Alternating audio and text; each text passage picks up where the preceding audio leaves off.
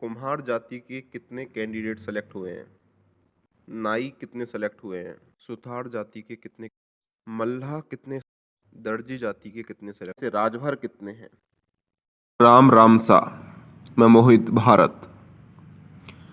Uttar Pradesh police भर्ती में हुए महाघोटाले पर ये वीडियो है। यहाँ मैं दो छात्र राहुल यादव और अंकित अग्रवाल का तुलनात्मक अध्ययन करूंगा। बताऊंगा कि किस तरह से उत्तर प्रदेश सरकार की जातिवादी नीतियों के कारण कुछ समूहों को भेदभाव झेलना पड़ रहा है, उन्हें जानबूझकर रोका जा रहा है। वहीं कुछ साधन संपन्न लोगों को आगे बढ़ाने का प्रयास किया जा रहा है। यहाँ राहुल यादव ओबीसी वर्ग से आते हैं और अंकित अग्रवाल ईडब्ल्यूएस वर्ग से आते हैं।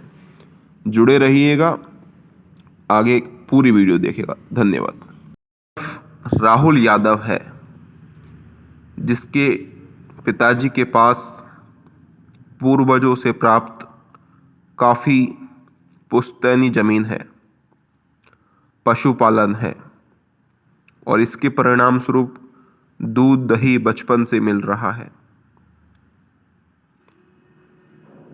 वहीं दूसरी तरफ बेहद गरीब बैकग्राउंड से अंकित अग्रवाल है जिनके पिता मात्र 8,000 रुपये प्रति माह एक दुकान पर नौकरी करते हैं, जिनके पास खुद का मकान भी नहीं है, किराए से वे रहते हैं।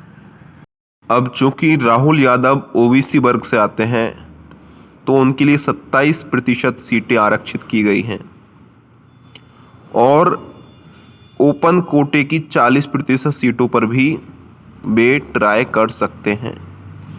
यानी कि उनके कंपटीशन का जो दायरा है वह हुआ 27 + 40, यानी कि 67% सीटों पर वो compete कर सकते हैं, फाइट कर सकते हैं।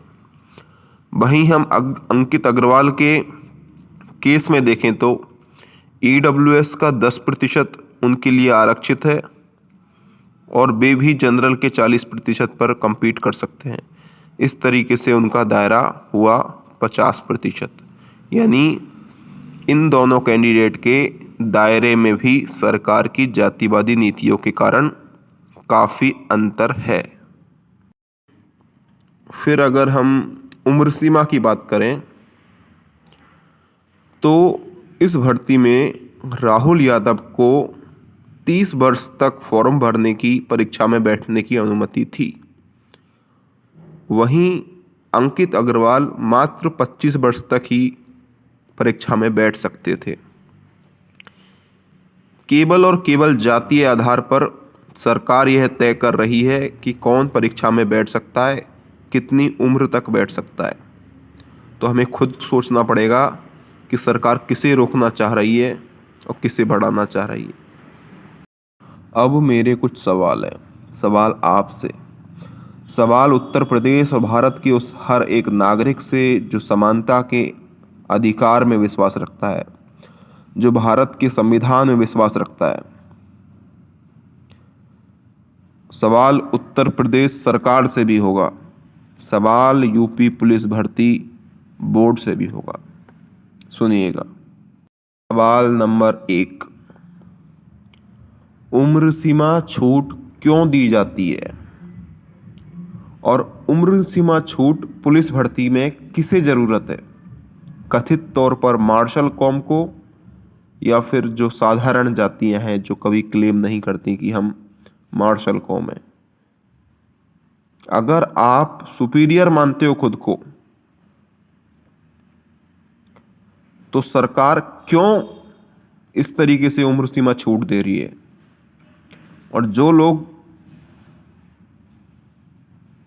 जिनका कोई बैकग्राउंड नहीं है लड़ाई भिड़ाई का, आर्मी पुलिस का, उनका रिप्रेजेंटेशन तय करने के लिए सरकार उनके लिए स्पेशल प्रोविजन क्यों नहीं कर रही? अर्थ का अनर्थ क्यों कर रही है? अब आगे देखिए सवाल नंबर 2। किसका दायरा अधिक है, राहुल यादव का या अंकित अग्रवाल का? अगर दोनों ही भारत के नागरिक हैं और दोनों से ही 1950 में संविधान निर्माताओं ने अवसर की समानता का वादा किया था, तो जवाब दीजिए कि किसको ज़्यादा दायरा दिया गया है और किस आधार पर, और क्यों दिया गया है और कब तक दिया जाता रहेगा। अब तीसरा सवाल सुनिए। इन दोनों में से किसको परीक्षा देने का अधिक अनुभव है? चूंकि राहुल यादव को 30 साल तक मौका मिला, उन्होंने पिछली 2 भर्तियों में भी परीक्षा दी थी, और अंकित यादव के पास जातिगत वजहों से उत्तर प्रदेश की सरकार ने केवल 25 साल तक मौका दिया है, इसलिए उन्हें जीवन में एक बार ही परीक्षा में बैठने का मौका दिया गया है। आप ही विचार कीजिए कि सरकार की जातिगत नीतियां किसके सिलेक्शन को प्रोत्साहित कर रही है और किसके सिलेक्शन को हताश कर रही है। जाति के आधार पर कोई सरकारें नीतियां कैसे बना सकती हैं? क्या उम्र सीमा छूट किसे, अंकित को या राहुल यादव को? ज्यादा प्रयास करने का मौका किसे दिया गया, अंकित अग्रवाल को या राहुल यादव को? परीक्षा में बैठने का ज्यादा अनुभव किसे प्राप्त है, अंकित अग्रवाल को या राहुल यादव को? ज्यादा दायरा किसका है, अंकित अग्रवाल का या राहुल यादव का?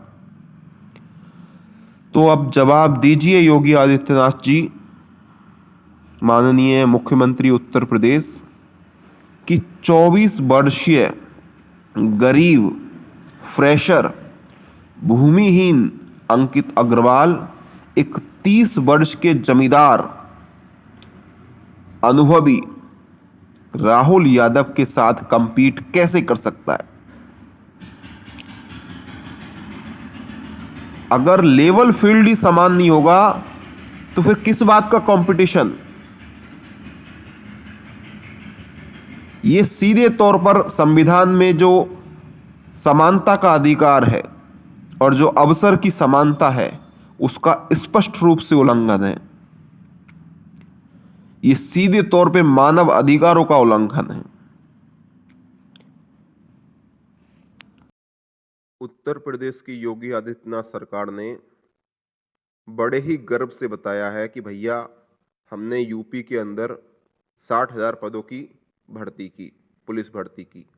इनमें से 32,000 से ज़्यादा पद हमने ओबीसी वर्ग को दिए हैं और डंके की चोट पर दिए हैं। अगर यूपी की योगी आदित्यनाथ सरकार कैटेगरी वाइज सिलेक्शन की संख्या जारी कर सकती है तो जातिवार सिलेक्शन की संख्या जारी क्यों नहीं कर सकती? किस बात का डर है? आपने बता दिए कैटेगरी के हिसाब से कि इतने जनरल, इतने ओबीसी भर्ती हुए हैं, तो आप बताइए कि इनके भीतर किस जाति के पास कितनी नौकरियां मिली हैं? दूध का दूध और पानी का पानी होना ही चाहिए। सरकार को बताना चाहिए कि इनमें से राजभर कितने हैं, सुथार जाति के कितने कैंडिडेट सेलेक्ट हुए हैं, नाई कितने सेलेक्ट हुए हैं, इनमें कुम्हार जाति के कितने कैंडिडेट सेलेक्ट हुए हैं, जाति के कितने कैंडिडेट सेलेक्ट हुए हैं, मल्लाह कितने सेलेक्ट हुए हैं इस भर्ती में, दर्जी जाति के कितने सेलेक्ट हुए हैं। आखिर सरकार ने जातिवार आंकड़े जारी क्यों नहीं किए? सरकार डर किससे रही है?